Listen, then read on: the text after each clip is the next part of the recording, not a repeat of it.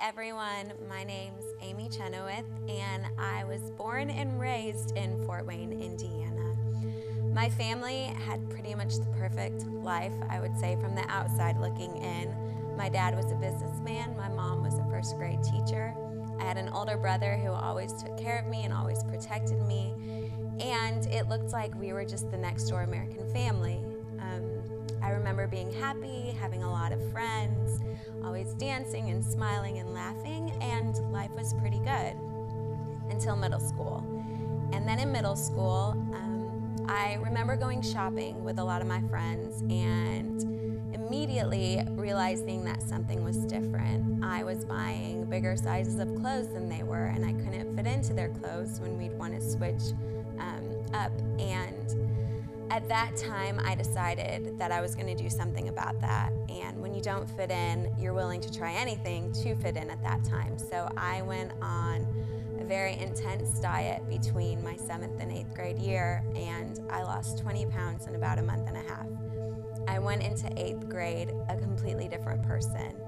I started to get noticed by people.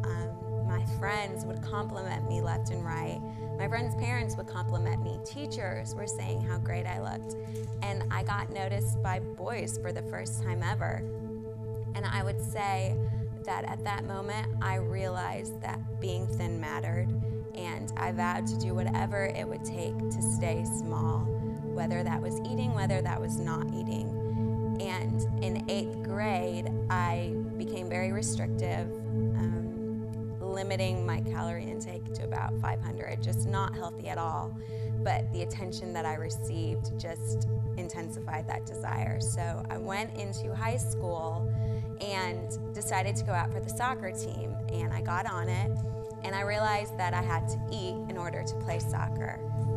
So to compensate to stay small, I decided to turn to an eating disorder, namely bulimia, and it wasn't a slow process, it was right away. And bulimia would then follow me through high school, through college, and then after college. It became my best friend and my worst enemy. Bulimia was all I thought about in the morning. At night, I lost all my friends because of it. I lost trust of my parents. I lost a job because of it. This eating disorder surrounded everything I did. I didn't go out with friends anymore. I didn't talk to people anymore. This outgoing person that I used to be completely got closed up by this horrible eating disorder, and my parents had tried everything. I'd been to numerous counselors and state-of-the-art treatment centers, but that only told me how to beat the system. I was a people pleaser, and so I did what my parents said. I would try, I'd give it my best effort, and meanwhile in the back of my head, I realized that I didn't really want help from this disorder. It was my identity at that time. And I remember going on a walk with my mom after I graduated from college somehow, and I hadn't cried for about 10 years during that time. I was stone cold. I didn't want to feel. I couldn't feel anymore. I remember thinking I never wanted to take my life, but if something would have happened to me, I would have been okay with that, because I felt like I was a nuisance and a bother to everybody in my family, and I had just let down everybody, myself, my parents, my friends, and even God. And I remember that walk, and my mom looked at me with tears in her eyes and told me, Amy, I would give up everything. I'd give up my life if you could have one. And I remember that was the first time in about 10 years that I could cry. And I got home and I just sobbed and I wept on the floor and I let everything out. And I was just so sick of trying to cure myself because nothing else was working. And I would love to say that that immediately changed how I lived, but it didn't. And it took me getting to rock bottom for God to finally intervene. I didn't want anything to do with God during the time that I had the eating disorder. I honestly felt like I was such a failure to him, and he had failed me in my mind. He hadn't helped me with the disorder. I was mad at him for letting me get as bad as I got and for making me feel like I did. But there was a night when I felt my body shutting down in every single way. 10 years of living like that day in and day out plays a toll on your body. And even though outward, if people were looking at me, you wouldn't quite see that anything was wrong, inside I was just 5 minutes away from death at every moment. And that night, I just remember crying out to God with everything that was in me and saying how I didn't want this disorder anymore, and I wanted to live and I wanted to choose life, but I didn't know how to stop it. It was when I got to my worst that I finally realized there was nothing more that I could do.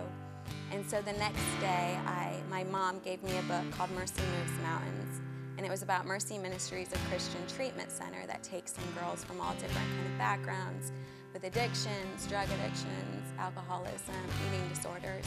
And I remember for the first time reading about somebody else that was dealing exactly with what I was feeling and dealing with. So I applied to Mercy Ministries and I got in 2007.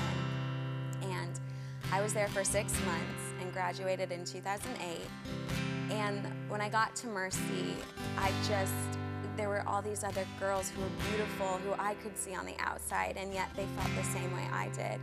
And I was submerged into God's Word, and I hadn't grown up with God for a long time, so it was hard at first. But God finally started breaking everything that had held me back from really learning who He was and who I was. And I like things to be really fast, and this was going to be a process. There were a lot of layers that I had to unpeel. And I remember seeing Jeremiah 29:11 for the first time ever in my life, and thinking how I didn't have to live with this disorder, and an eating disorder didn't define me. And there was such hope for my future that I never felt before. And I left Mercy Ministries with the foundation that was gonna build very slowly. It wasn't a fast process, but God began to show me that, the dreams that I had when I was little, they could still happen, and that I was beautiful regardless of my size, and my identity wasn't in the number on the scale, or if people thought that I was pretty, or if I got noticed. There was so much more to me. And I remember leaving Mercy and not really having a clue what to do with my life. Even I had tried so many different things and nothing worked. And the only thing I said was, whatever I end up doing, I want people to look at me and be like, that could only be because of God. And so I let Him take control. I tried to control my whole life for so long, and I was just exhausted from it. But that's where God had to take me. And so fast forward 5 years later to now, I'm living in Nashville, and I went back to school for ministry at Belmont, and that was something I told God I would never do. So it's definitely in line with what He wants me to do. And one of my main things now is just to tell people that there's hope, and that they don't have to live in eating disorder and alcoholism and depression. There's an answer, and it's not going to come from anything but Him. And I look at everybody and I just see the hope that God has placed in me, and I just hope that I can help them realize their potential and start to dream again.